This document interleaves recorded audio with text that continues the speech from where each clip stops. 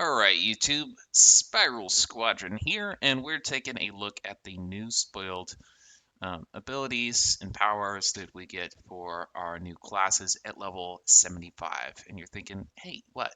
Level 75? We don't have that yet. You're right, we don't. It's the next update. So we have a glimpse at the new powers that they are going to add to the game, and I'm going to go ahead and rate them. And if you want to see more spoilers and kind of look at them on your own time, there is a Twitter account called the Moplex, where he basically data mines the game and he shows us these releases, like before they actually get added to the game. But some of these are straight up teasers from King's Isle themselves. So if you want to look through that, there is like a new pack where you'll get like new gear and stuff like that. I'm going to scroll up and see if I can find it. It's somewhere up here. Yeah, new pack, new gear, all that good stuff. But yeah, definitely a good account to take a look at on Twitter. We're going to go ahead and get right back into the video. So, rating it from the least to the best, Battle Fury is easily the D tier ability here. Now, it was a toss up between Javelin and Battle Fury. So, y'all already know that. Let me put Javelin up here and I'll explain why in a second. So, Battle Fury.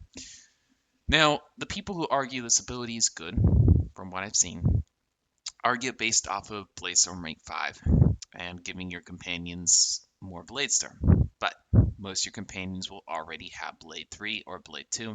So, I mean, it's not all that great, okay? It's okay. Now, Bladestorm rank 5 is a little overhyped. Let's go ahead and admit that it's overhyped. Because basically all it does is it gives you 60 extra damage on a base hit after Blade Storm. So, I mean, compared to some of these other abilities, it's really not that great. Okay? Um,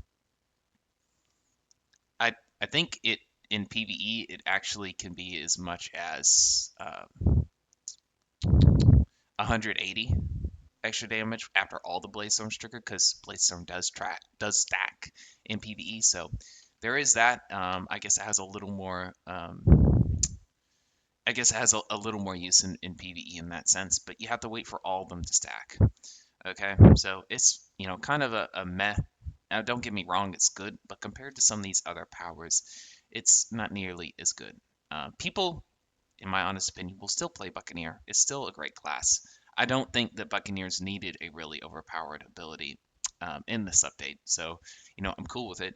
Um, they definitely did some questionable things to some of the other classes, and I'll be going over that. Now, this ability right here hits right where it needs to. Okay, Mojo Javelin.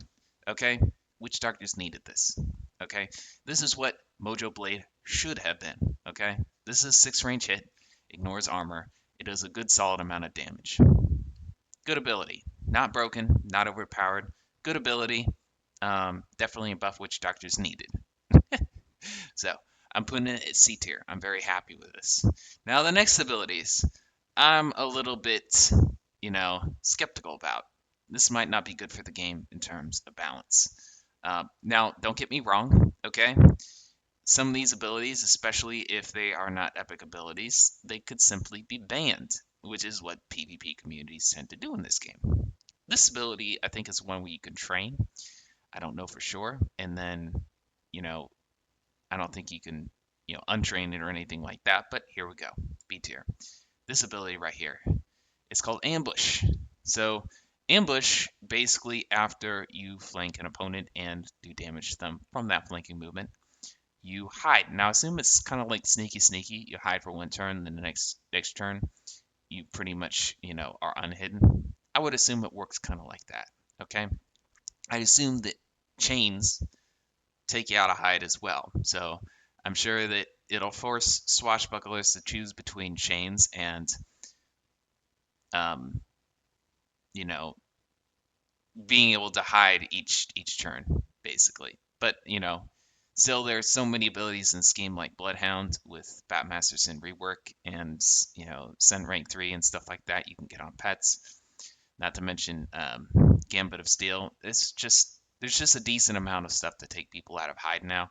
I don't think that this will be as overpowered as any of these other abilities. The next one, the privateer ability. Now, y'all know focus fire. I think that the reason why they added something like this to the game is because a lot of people already underestimate focus fire. This is concentrated fire, which is like a more powerful version. Now, focus fire is the 25% one. Now, I think the reason why people underestimate focus fire is because it's more of an ability that's used in team battles, okay, where you have 12 units on the field. Now, if you have 3 other units on the field and that's all you have, and you cast this ability, it's not going to be, as powerful. Focus fire is just not going to be as good. So I'm sure people see focus fire as being kind of a trash ability. It's actually very powerful already. Now, this upgraded version is a 50% for 2 turns, not just 1 turn. Okay? So, yeah, that's going to be quite busted. So, it definitely deserves its ranking. It, honestly, I was tempted to give it S tier, but this ability right here, I think it's so wonky. It's so wonky. Honestly, it's a toss-up between these two. I might actually rate it higher. What the heck? I'm gonna rate it higher, actually. Okay. This one right here, this was tough, man.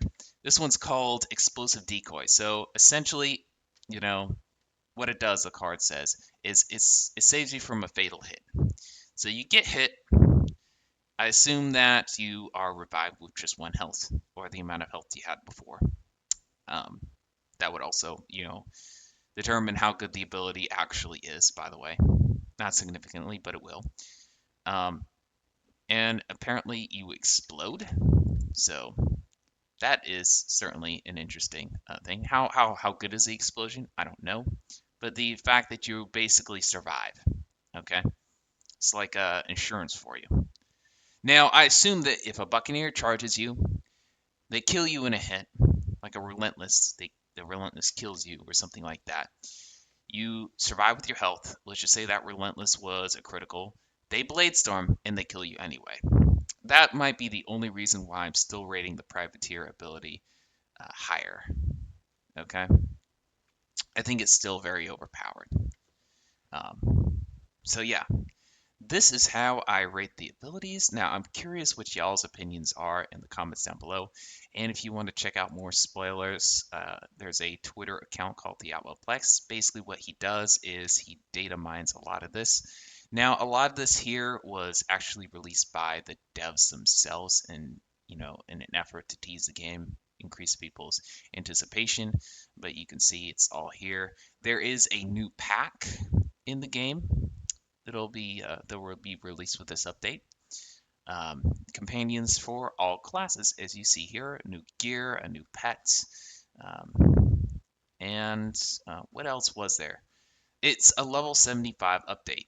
As you can see, we'll get pets with a level 75 increase, and our pirates will as well. Apparently, we'll be getting a storyline companion. So it's all stuff to get very excited for. It's just very good for the game, as far as I know. And yeah, that is all I have for this video. I hope y'all are as excited as we are here at Sparrow Squadron, and I'll see y'all in another video.